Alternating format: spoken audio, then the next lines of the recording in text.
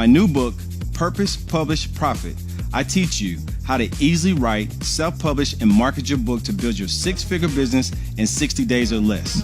Visit liveyourdreamsoutloud.com/book. On this week's episode of the Dreamer Series, I had the honor of interviewing Principal Connector-Christopher McDonald. A self-described Army brat, Chris credits his ability to curate outstanding talent experiences based on his living all over the world and creating a habit of making friends and feeling comfortable in any crowd. Chris has booked and worked with the who's who of star talent, including former President Barack Obama, Prince, Jay-Z, Joanie Mitchell, Cat Stevens, and Will Smith, just to name a few. Chris shares with me the road he took to get to Los Angeles, some of his unbelievable experiences in Hollywood, and how he is on a quest to be on the forefront of the new wave of entertainment. Welcome back to another episode of the Dreamer Series. I'm so excited to sit here with my man, Chris McDonald. Welcome to the show, brother. Hey, thanks for having me. It's an honor, man. You know, we got a chance to have you on the Live Your Dreams Out Loud podcast a while back, and man, you shared some jewels and some stuff that I still go back and listen to the episode a lot. You know what I mean? Yeah, I mean, I go back and listen to it a lot, but you know, man, it's an honor just because you and I first met at Arsenio, and you know, here we are sitting down in front of the camera and doing our thing. Mm-hmm. I remember back at Arsenio, you were mentioning how one day you're going to have your own series, you're going to host your own show. And I believed you, but you know, you hear that all the time in this town, all the time. Right. And I believe every single person who says it, but it comes down to execution, and I wonder if they're actually going to execute. Yeah. And I didn't know whether or not you're going to execute, but man, here we are, and I've been seeing what you've been doing, hopping around the country. Yeah. I'm like, what's he doing in D.C. now? I'm like, what, he's in D.C.? I'm trying to invite you to something, and I see you're elsewhere. You're in Nutbush, Tennessee. I'm like, what are you doing in Nutbush? So, yeah, I mean, hey, congrats. I appreciate it, man. You know, I mean, it's been a journey, and, you know, you and I have roots with Tavis Smiley, which is the person who I will always give credit that allowed me to come out here. You know what I mean? So, but we can spend time and talk about that, you know, all day. But, you know, Chris, I think it's a very cliche term to ask people, you know, who you are or tell a little bit about yourself. But I'm going to follow the line of being cliche today. Hey. If you had to give people brief synopsis of who you are, man, how would you explain it? I would say that I'm someone who enjoys life. I enjoy being around people. And I've always been someone who enjoyed a good conversation. So coming up, I try to figure out how can I make that applicable to my work? What am I going to get into? And so right now, I consider myself a networker, because that's what I do. I've booked for TV for, God, almost 20 years. Not 20 years yet, but almost 20 years I've booked for TV, booked guests to sit in the chair like we're doing now. Wow. And, you know, across time, you just end up becoming a networker. Yeah. Because what's that saying? Your network is your net worth. Yeah. And it's the truth. And I'm learning that more and more. And you hear that, speaking of cliche, and you don't really put it to work sometimes, but you start to realize as you get older and more established in what you're doing, it's the truth. So I consider myself a networker. I used to limit myself and just say, hey, I'm a talent booker, but no, I'm more than that. I'm a networker, and I just love being around people, which comes in handy. Speaking of networking, if I could extend upon that thought, I would say that you're more of a connector. Okay. Because you connect everybody to everybody. Okay. And there's not too many people in your phone, specifically in the industry, away from the industry, that you can't get in contact with.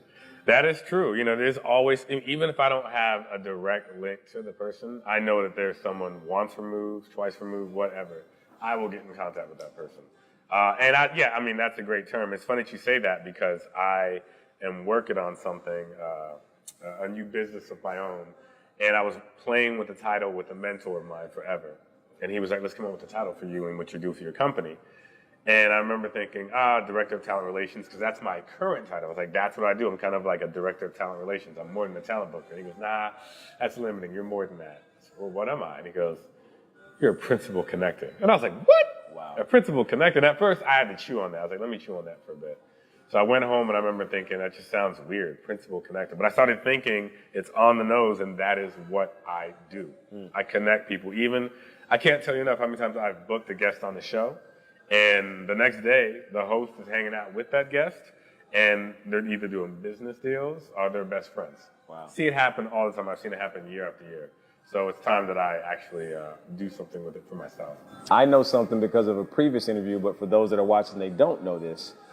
You talked a lot about the importance of adding value, because now we're talking about publicists. And you took a different approach with publicists in order to build and establish those relationships. So going back to our initial conversation of connecting, the way that you connected with publicists is very interesting. Do you mind sharing that? Man, I tout this to this day, and I do this to this day. Especially in this town, everyone's a mover and a shaker. Everyone needs something from somebody.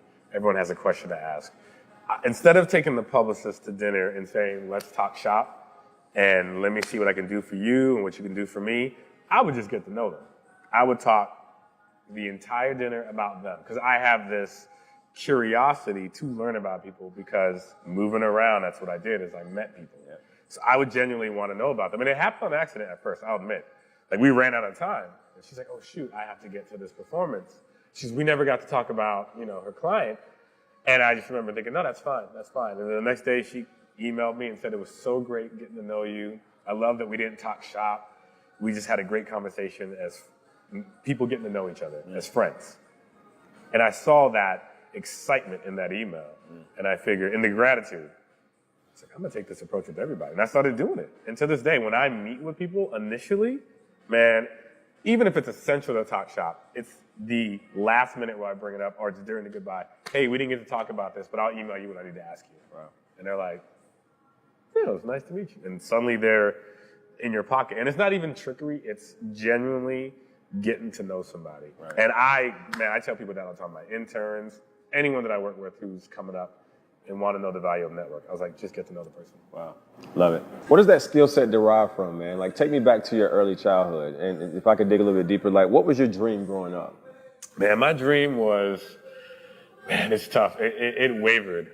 At one point, I wanted to be a Michael Jackson historian.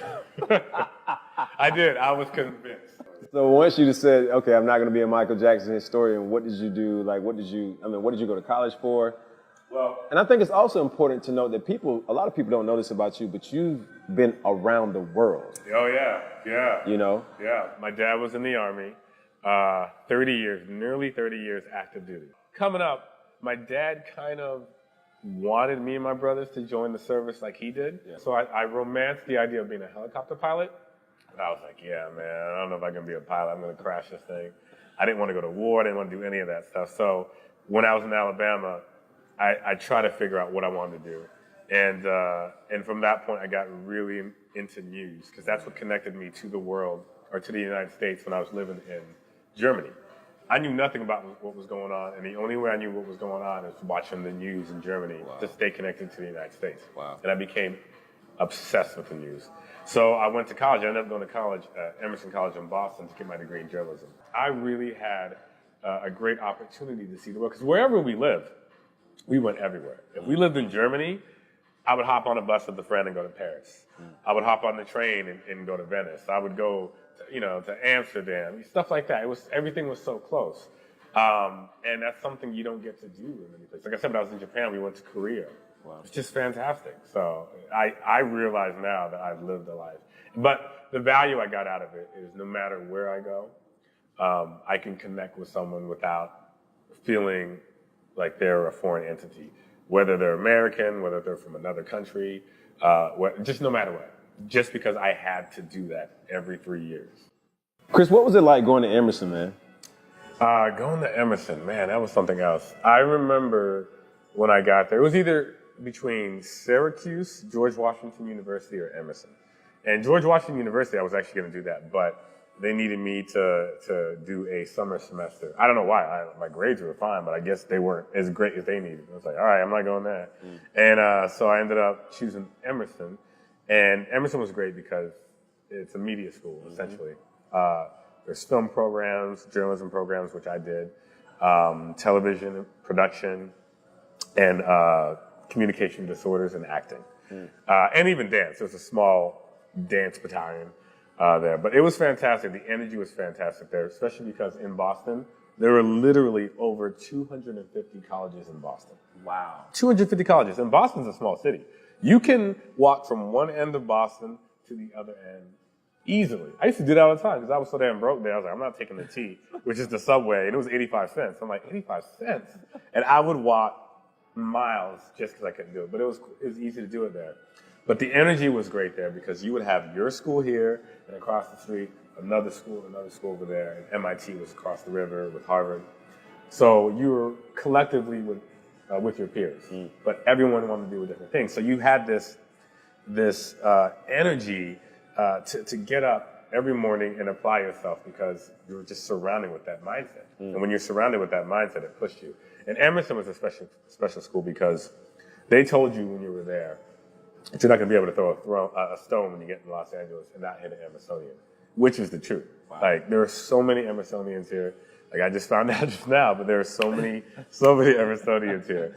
It's like everywhere you go. Yeah, everywhere you go. I'm talking about it. Like, I went to Emerson. I remember when I first drove into the city, I was driving and there was a sticker on my car when I used to put stickers on my car. and this guy was like, I was like, what's this guy doing? He's like, Emerson. I was like, Emerson College. So, Chris, what happened post Emerson? I got in my car, did a caravan. It was me and 4 other friends who each had our own car, and we drove out west. Did it feel like, did you have a natural connection like you were at home or this is where you belonged? Yeah, it's funny that you asked that because I know for everyone, LA, for most people, when you were a transplant, which is most of us out here, LA is tough to stomach at first. People are fake. Cars drive like Back to the Future too.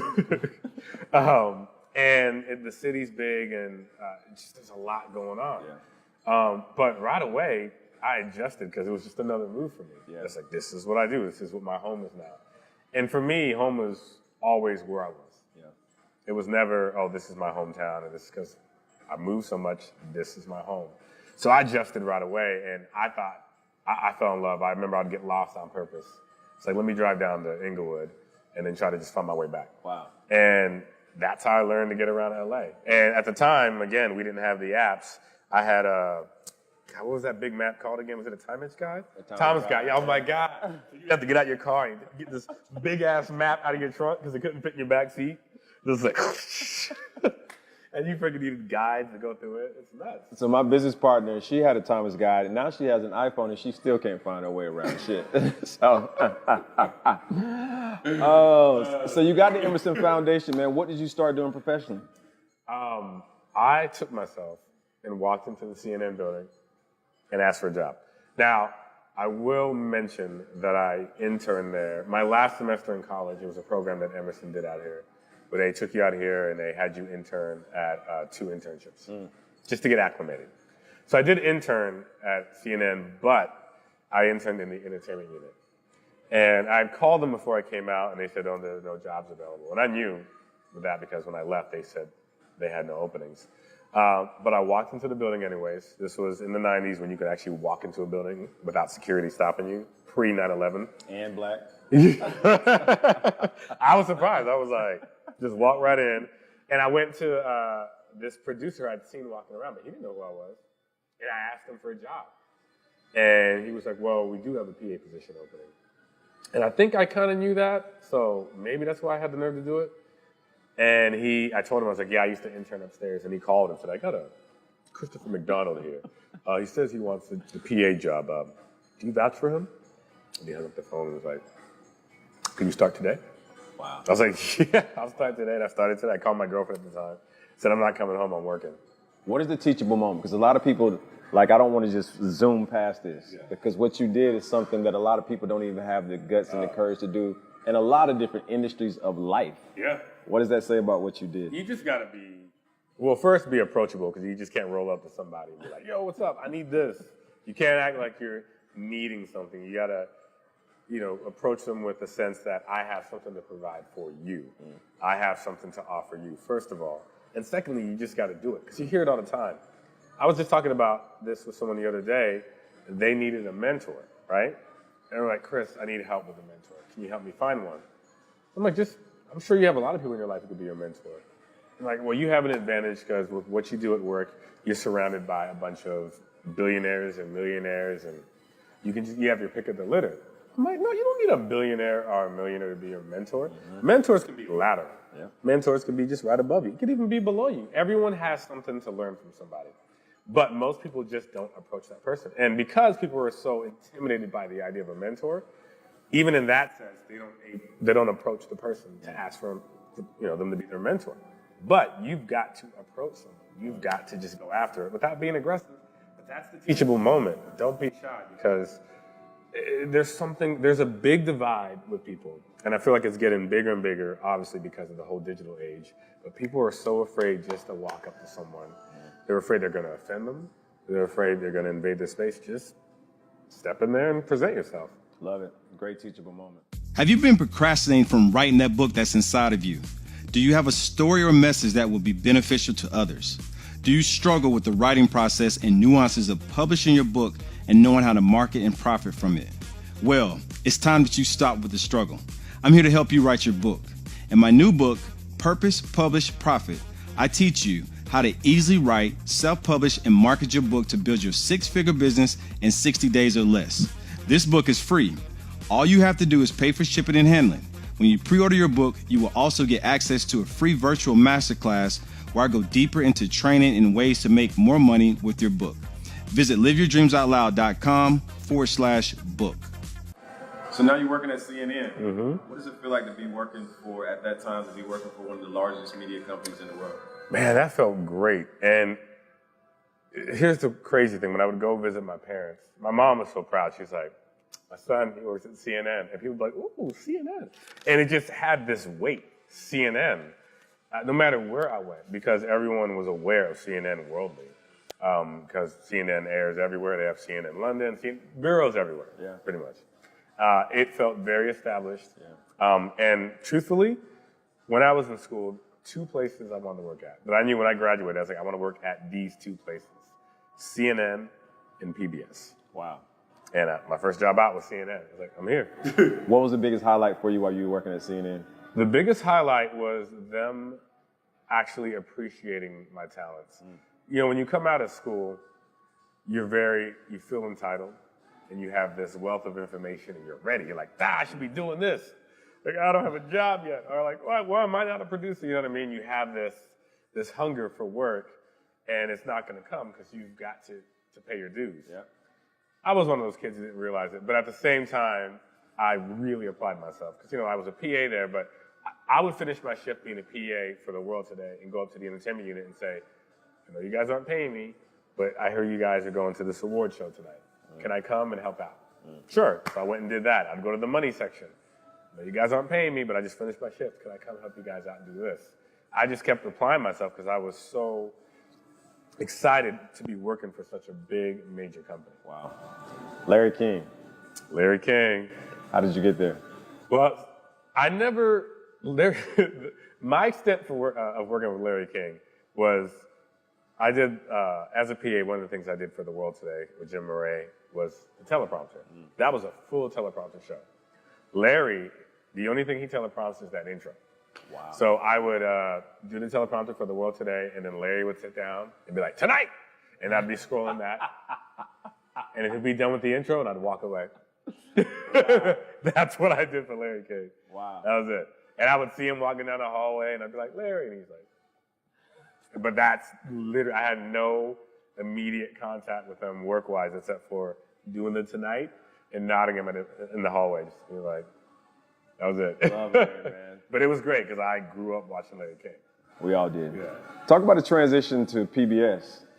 Yeah, again, it's one of those things I have to say, especially in this town or in a lot of industries you find, that it's about luck and timing or just networking and being in the right place at the right time.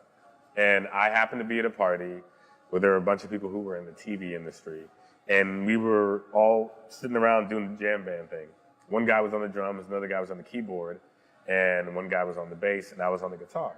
And I'll never forget, we were playing Bad Moon Rising by Creedence Clearwater Revival.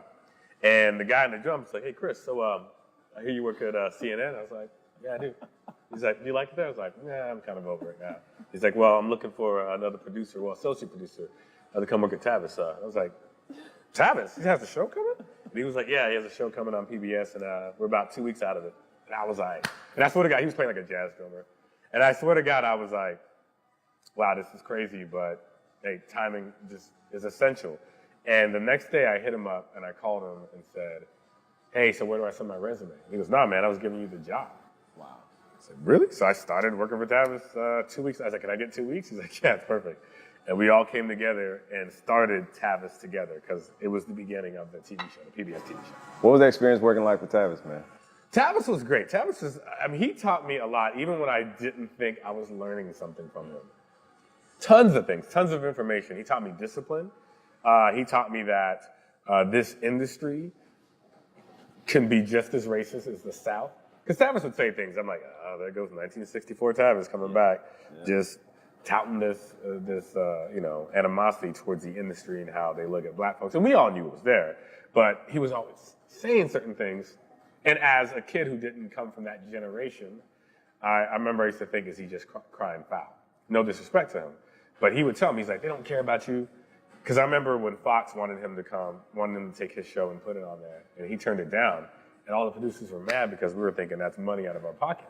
Because it's more money, network money. And he's like, man, they don't care about me. They're going to try to micromanage this or do this, and it's not my show. Because you think they care about you on TV, Chris? You think they care about you? And I'm like, yeah, I think they do care about me. But I found out as life went on and I started working for these major networks, you would think you were in Jim Crow era. Like he said, what? Yeah. It's crazy. It's crazy. So Tavis actually taught me a lot. And he was very tough on us if we made mistakes as producers. He had a 3-strike rule. Wow. That if you gave him notes that made him look stupid on TV, you would get a strike. And if you got to 3, you were fired. And I was at Tavis for 10 years. I got to strike 2. Year 4. So I was like, I got 1 strike left, but I survived 6 years on 1 strike. What all did you do at Tavis? What was some of your roles? The cool thing at Tavis is, unlike many late night shows, because that still was categorized as late night, I produced and booked.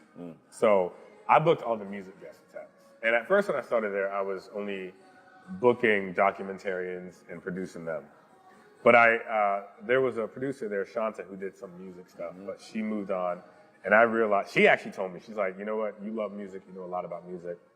You should create a music segment. And I remember thinking like, well, if you don't have one, I can't do that. And this is a prime example. She's like, the worst you could hear is no, just go and tell them. I was like, tell them? Shouldn't I be asking? They're like, no. She said, no, go and tell them. And she left. And I remember I walked into Neil's office, Neil Kendall, and I came up with this idea and said we should have a music segment. I want to put myself out there and create a dedicated music segment for the show. And he was like, okay. And I was like, what? Okay. And I had to execute. So I just started calling up all the publicists and just asking if I could meet with them. And it's like, hey, let's have drinks. Let me take you to dinner. And I met everyone who worked in music for the most part. And suddenly we had this segment. And the reason I realized it could work is because all the other late night shows, or especially at that time, most of the shows, people would come on and just sing, wave goodbye. No one got to talk. Musicians love to talk. Our show was giving them the chair to talk and then perform. Wow. So, Chris, while working at Tavis, you got a chance to work with a lot of big name people. You know what I mean? Talk about name some of the people that you've worked with, and then talk about some of the highlights. Man. Some of these people. Okay, yeah, I have to tell you, I don't know if it was lightning in a jar, but that period of working at Tavis, some of the most amazing people came through that door and onto the set. From Barack Obama to Bill Clinton to Hillary Clinton to Jimmy Carter. And with me, I was booking folks like Jay-Z, Joanie Mitchell, who hadn't done an interview in years, Yusuf Islam, a.k.a. Cat Stevens, who hadn't done an interview in the United States since 1982. Wow. You know, and Prince, of course, just anyone who came to that door. And Will Smith, at the time, I was man-crushing hard on Will Smith. Like, he was Big Willie.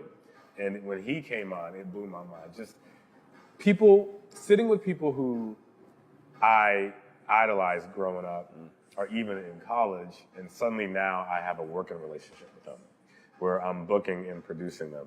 It just blew my mind. And just even, I remember when Jay-Z came on, that was an experience in itself. Like, you saw his tunnel vision, and this is before Beyonce, Jay-Z. This is before Jay-Z, the huge entrepreneur.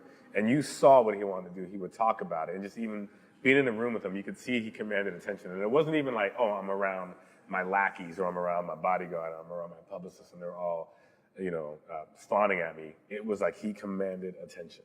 Like if he said something didn't work, if he didn't want to do this, like people stood at attention and made sure that they, paid attention to exactly what he needed and wanted. And I remember he'd come on the weekend after he and Beyonce got married. Oh. And if you can recall, it was a secret. No one knew anything about it. I mean, we all knew about it because they had the overhead picture, but they hadn't talked about it. And Tavis decided, I can't have him in the room and not mention it. It's the white elephant. I was like, no, but they don't want to talk about it. He goes, well, I'll just mention it to him. I'll just be like, congratulations. I was like, oh, don't do that. And I remember, he's like, well, just tell Jay-Z I'm going to do that. So I go into the room, and I'm like, hey, Jay-Z, so just so you know, Tavis, he's going to say, well, first we're going to talk about your tour with Mary. He's like, okay, we can talk about that. We're going to talk about your upcoming soundtrack with American Gangster. He's like, all right, we can talk about that. And then Tavis is going to say, congratulations. And then literally he was like, and I'm looking behind me thinking he's not reacting. He's not saying anything. So, Tavis is not a sensationalist. He just wants to talk to you. He just wants to say congratulations and we can move on.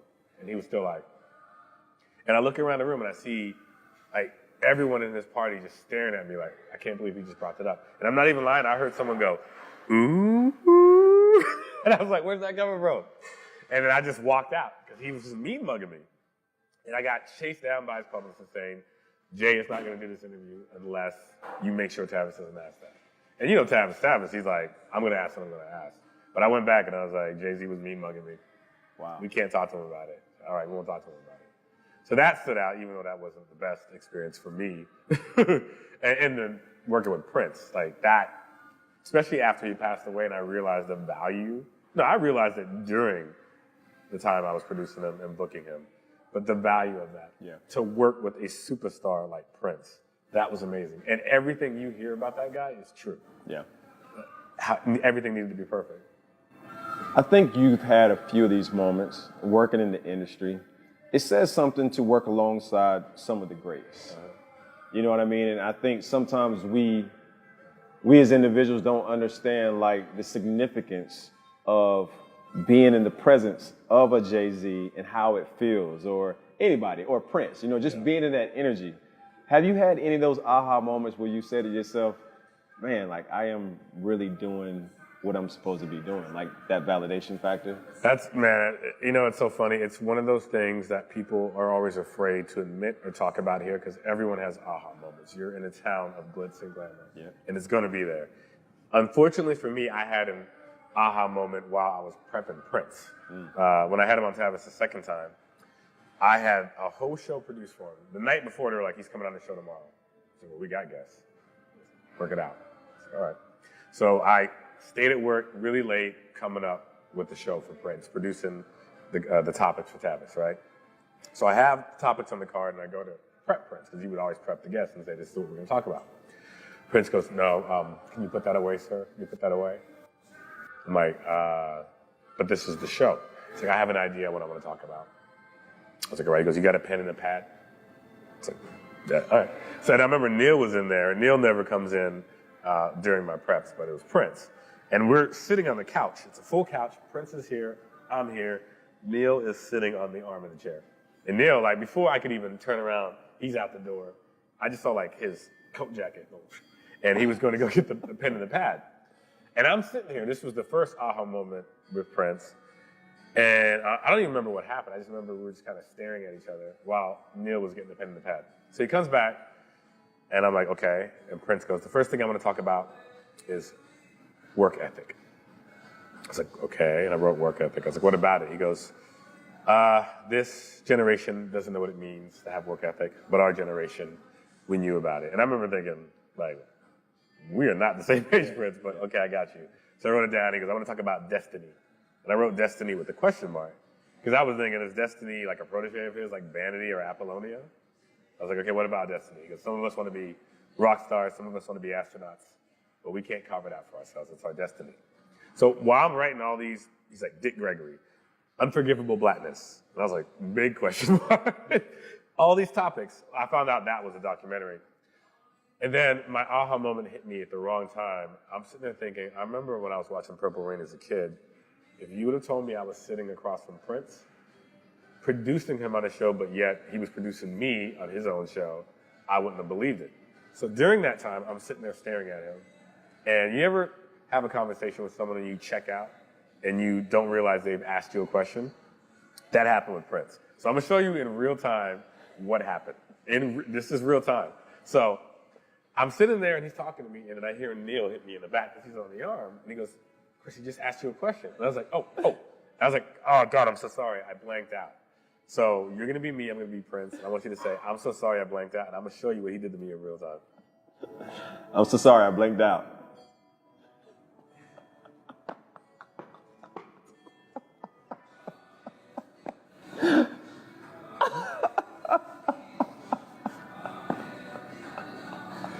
And then he moved on to his question. And I'm telling you, it was like floodgates, like the levees broke. It was like just sweating everywhere.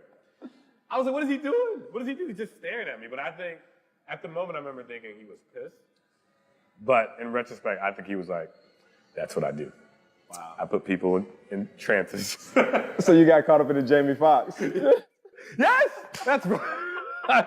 That is right. And I'm telling you, man, that's the funny thing. It's like, and you know, because I know we'll get to it, but all these stories that Dave Chappelle, Jamie Foxx, all these people tell about Prince are true. He's that guy. Yeah. He's that guy. And he does things to you like that or messes with you. I don't know. Brian Johnson in the Dreamer series, let me tell you, it's essential in someone's life. You've got to watch it. Look, everyone has a plan. Everyone wants to succeed. Everyone wants to do better for themselves. This is the show to watch. Brian asks the right questions. He executes. This is a guy, hey, he was homeless at one point, living in his car. And look what he's doing now. He's interviewing other folks who are successful, or people who want to succeed, people who want to make the world a better place. This is what he's doing. He's executed. Watch the Dreamer series and do the same for yourself. So I want to carry on over to the Arsenio Hall show, which you and I had a very interesting experience with Prince. And this is a segment by itself, so to speak. But I mean, that's where you and I first met at Arsenio. But man, talk about what that experience was with Prince and what went into booking him, like the whole thing. Man, I still have an ulcer with his name on it. And I mean it when I say that. I really got an ulcer. I mean, it was worth it. But wow. Just a brief summary. When I got there, when I first started, Arsenio, I asked Arsenio, what are the guests that he really wants on the show? And for the first show, and he said either Snoop, Mariah, or Prince. And I was like, okay. So I got him Snoop for the first show. And then forever they wanted Prince. But I remember I kept telling them, no, Prince books himself. That's just how it is. Very rarely do, because I've worked with him 3 times, and each time he booked himself. I was like, you just got to wait for the time to be right. And there was one point where I booked Eddie Murphy, which is funny because I booked music, but I actually booked Eddie Murphy for the show. And it was like an hour into booking, and we hadn't even announced it yet because we were going to put out a press release because it was a big deal because Eddie and Arsenio on the show. And I get a call from Prince's person saying, Prince wants to know who the music guest is for Eddie's show. And I was like, Prince, I guess? And they're like, okay. And I was like, and I went and I told Arsenio, I was like, Prince wants to do the show and he wants to be the music guest during the Eddie segment. And I remember Arsenio was like, it may be tough because I know Eddie, he's not going to want to share the spotlight. And I'm like, no, I get that, but no fan is going to care. They're going to be like, this is the greatest show on earth. Prince and Eddie Murphy. So it ended up just being Eddie. So Prince disappeared for like 6 months. And I was pissed. But I knew when the time was right, they were going to reach out again. So I was driving to work, and I get a call from a block number. I pick it up. I'm like, hello? And I hear, Christopher? And I just knew. I was like, yes. And there's this guy who's like, this is Theo. This is Prince's chief of staff. That was his title. I was like, uh-huh. And he goes, Prince is ready.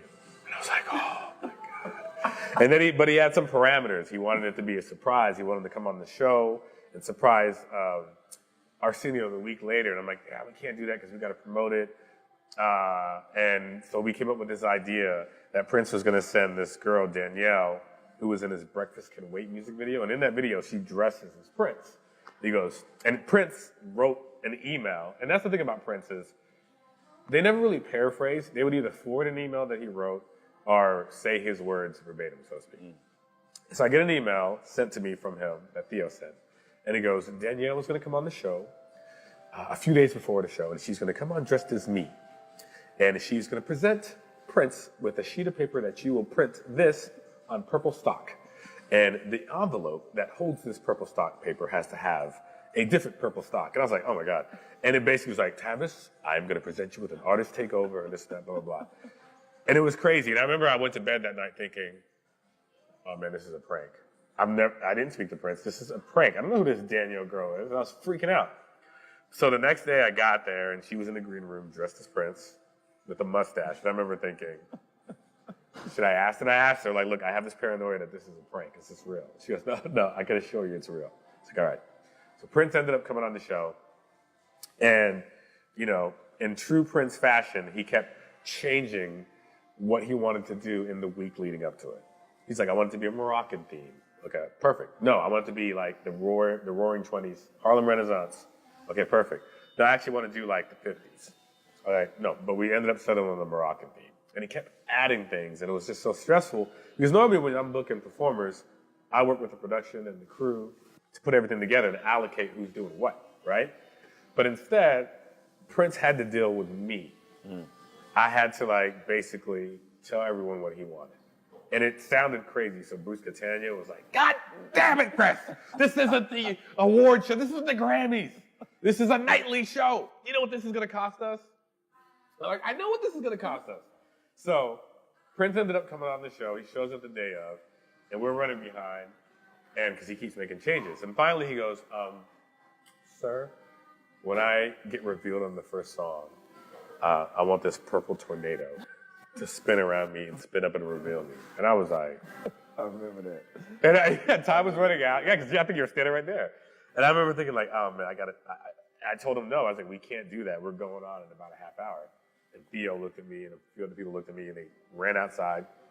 They were like, you don't say no to Prince. How am I gonna get a purple tornado? But then we met halfway, and one of the grip guys, amazing, he found in 5 minutes, I still don't know how he found it, this long purple tarp that connected to the ceiling and dropped down to reveal him, which didn't work at first. I know. And he wanted to stand in it. I remember I was like, hey, Brian, do you mind standing in for Prince? And you went out there and he goes, he's too tall. And he looks at Christeo. He goes, I want her to stand in. And it was funny too, because she was his complexion too. Yeah. So she stands in for him, and they rig the tarp, and they try it out, and the tarp drapes over Cristeo's head, and we're cracking up, laughing, and we turn around, and Prince is like, basically saying that could have been me, and that would have been your ass. But the show ended up being great. But again, in true Prince fashion, I knew it wasn't the end of the end. As we know, he was like, I need to do the audio edit, because Prince is a perfectionist. Yeah. He wanted complete control of the sound, because he has an amazing ear. Yep. So you and I are standing out at the audio truck until 4 in the morning. Yeah. The show ended at 8 p.m., but we were there till 4 in the morning with Prince while he edited it. And one of the most amazing things that stood out for me, and I'll never forget, you always hear how great of an ear Prince has. And there was this one song called Funk and Roll, and he had like an 8-piece horn section and a marching band of like 12 horns. So about 20 horns. And in the bridge of the song, all the horns are going out. It's like, just going off. And Prince is like, stop. Someone missed a note. And Peter Baird, the audio tech, was like, wait, what? How the hell did you hear that? He goes, isolate the channels. So he starts isolating the channels one by one. Channel 1, that horn's like, boop. Channel 2, boop. He gets to about channel 6, and it's like, and you can hear the guy moan and go, oh. And we started cracking up. We were like, why did he moan? And Prince goes, because he knows I'm going to dock his pay. Wow, James Brown. James Brown. Yeah. He did the James Brown treatment. Wow. But the fact that Prince could hear 20 horns popping off really loudly and isolate one and say someone's note was off, that's superhuman. It was crazy. And he came back the next day, edited in a velour suit. And I think the interesting thing, you and I had a conversation about this, you know, the way that he passed away, he was afraid to get in the elevator. You want to talk about that real quick? That's right.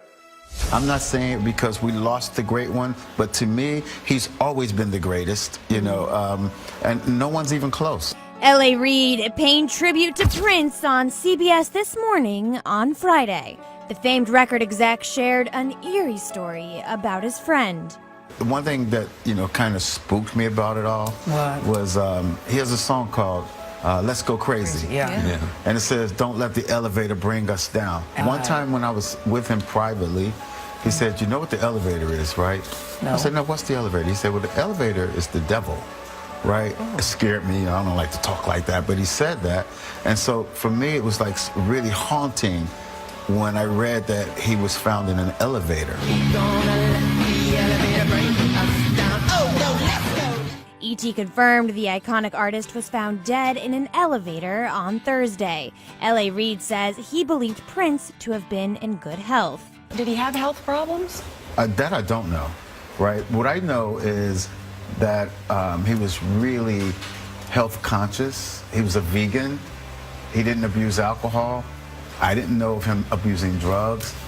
He worked out, so, that also really concerned me because it made me think that, wow, so you mean you do all these things to take care of yourself and you die so young?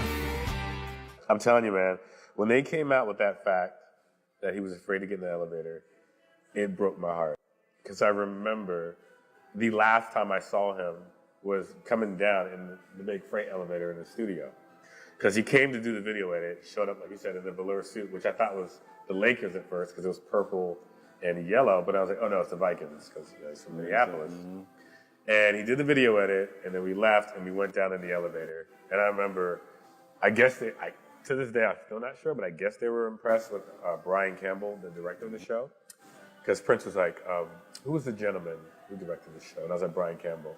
And he looked at Theo, his chief of staff, and said, kid you not, Theo pulls out this black pocketbook and writes Brian Campbell in the book and closes it. And I'm like, do you need his number? And they're like, no, that's all we need. I was like, oh, what does that even mean? So we went down the elevator, and Theo was waiting for him by the elevator, so we went down together. And the very, very last time I saw Prince, he got in the car, and they're about to take off, and they stop, and he leans his head out like Morris Day would, from Purple Rain. And he goes, hey. I'm like, yeah, and he goes, so we're doing this again same time next Thursday? And then he just gave me a smirk, because he knew he put me through a hard time. And that was his way of apologizing and saying, sorry, I put you through all this hard times, but hey, this is what I do. And he smirked and drove off. And I was like, So Chris, I want to talk a little bit about what you're doing now. Okay. You're connecting people still. I think for the sake of the Dreamer series, and then just seeing like in relation to what it is that you're doing, it's not about comparison, but I think what really stands out to me is the change agents and people that you get a chance to connect and bring together and give them a platform. Talk about that. It's funny. I've been wanting to switch gears for a while. Something I learned from a producer at CNN when I was just the PA. I was having almost a quarter-life crisis, and I remember thinking, nothing's ever going to work out for me. I'm getting old. Life's leaving me behind. And she laughed and goes, look, let me tell you something. Your career is going to change so many different times if you allow it. And you've got to just realize that. You said hold? No. Oh, sorry. Okay. She said your career is going to change so many times in your life, and you've just got to realize that. So stop being in a rush. Let things happen. Go after what you need to go after, but you'll be okay. And I got to a point, even before Arsenio, when I was at Tavis, I said, I like what I'm doing, but I just need something different.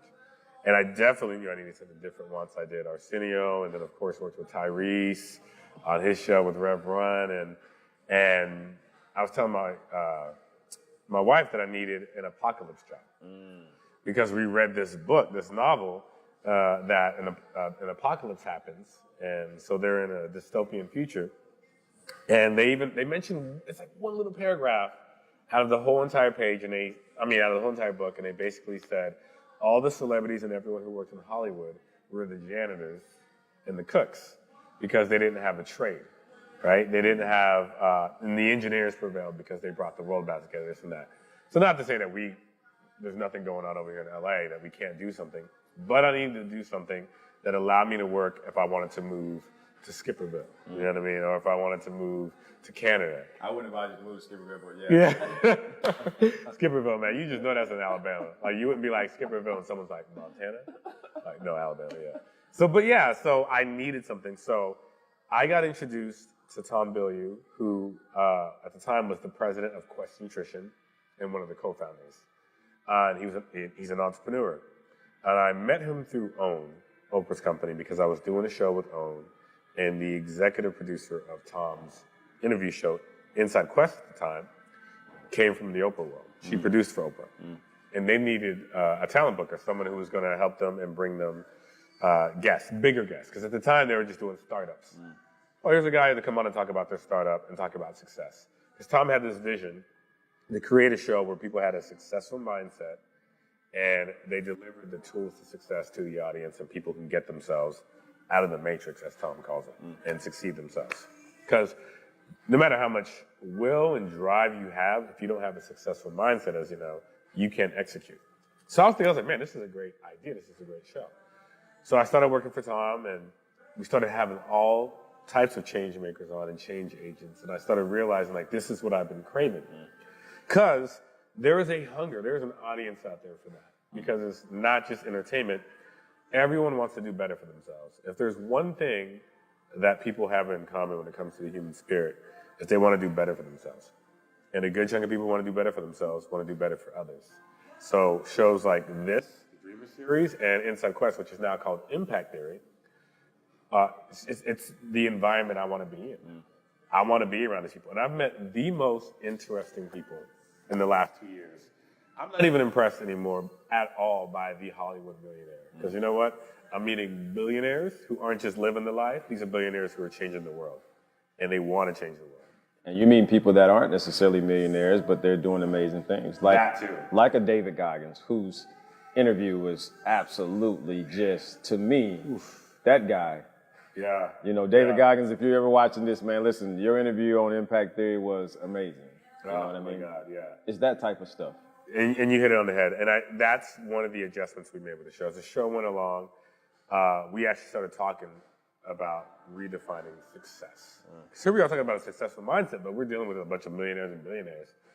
Now, they can tout all they want to about how they got their success and influence you and inspire you, but at the same time, you're still not, most people aren't at that level.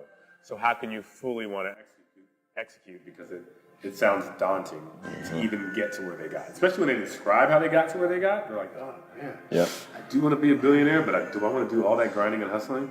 So we started redefining success and having people on like David Goggins, or people who were changing the world like Jared Adams. Jared Adams, this is a guy who was wrongfully accused and went to prison and served time, almost 10 years. Probably guess what race he is.